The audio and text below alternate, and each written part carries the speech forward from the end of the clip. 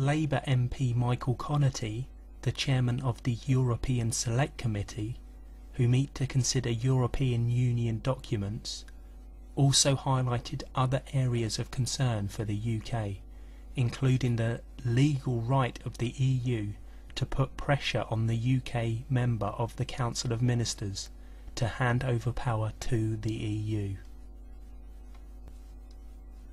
and also to place financial penalties on the UK if they choose to back out after the 5-year period, which increases the pressure on the UK to join.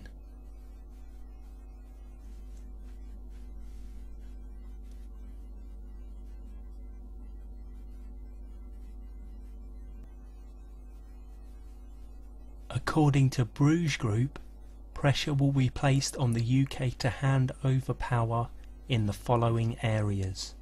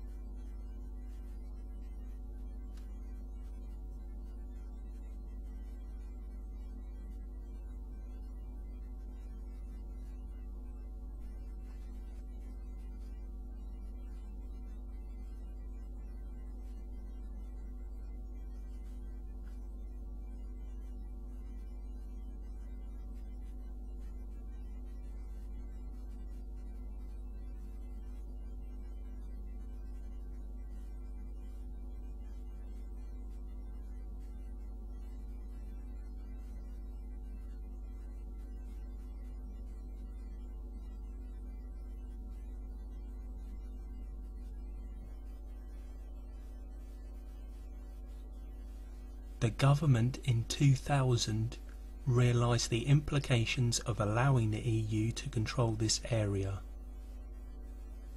Unfortunately, their opinion has changed.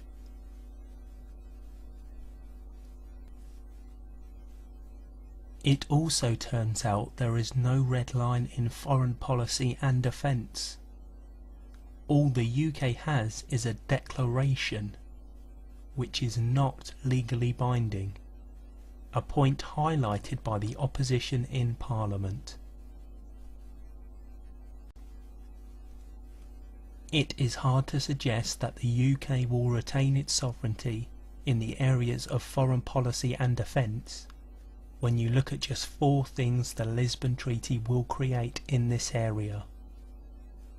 The Foreign Minister from the Constitution has a name change, but keeps all the same powers. The EU diplomats it creates will be in charge of embassies worldwide. Qualified voting will be added to 11 new areas. We can have decisions imposed on us in all these areas, with number 1 having the possibility of being very intrusive.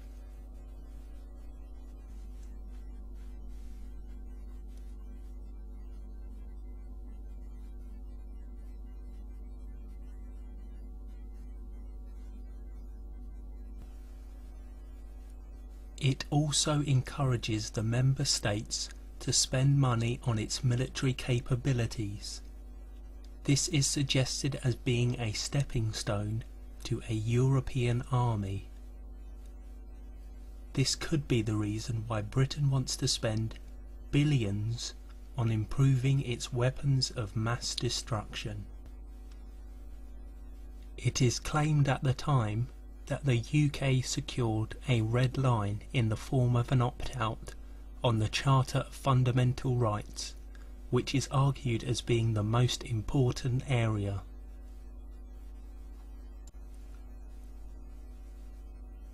Legal scrutiny shows that again the opt-out doesn't mean much in real terms.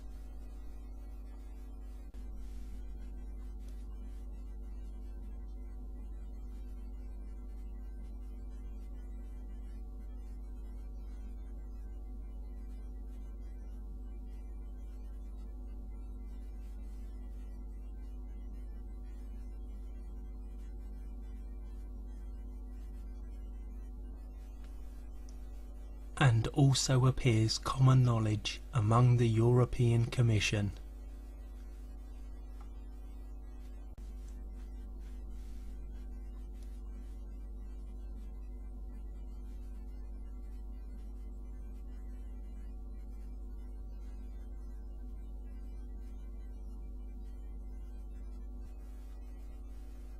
This gives the ECJ the ability to overrule Britain's domestic laws and regulations in areas such as workers' rights, immigration, asylum and border control. This could affect Britain's current links with other Commonwealth countries. The social rights in the Charter mean that companies could be undermined by the EU by being forced to adopt the labour laws from the continent. And Article 6 of the Lisbon Treaty gives the Charter the same legal values as the other treaties themselves.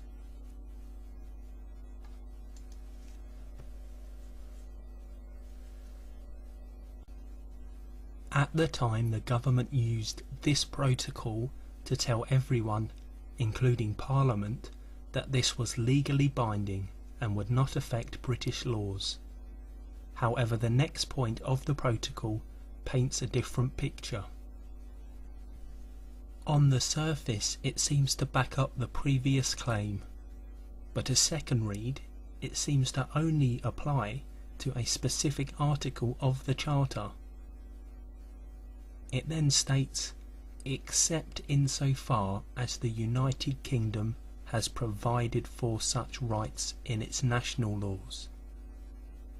But the point is, the European Court of Justice will be allowed to rule on the national laws.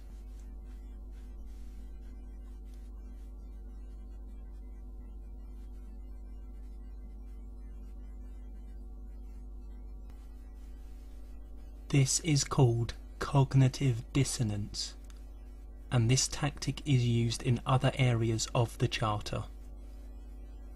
The right to life on the surface obviously seems straightforward, but if you look in the footnotes, you will see that there are conditions to when the right to life will no longer apply. This seems to suggest you can be legally executed by the police for resisting arrest or being in a riot. They are not mere footnotes but are legally binding.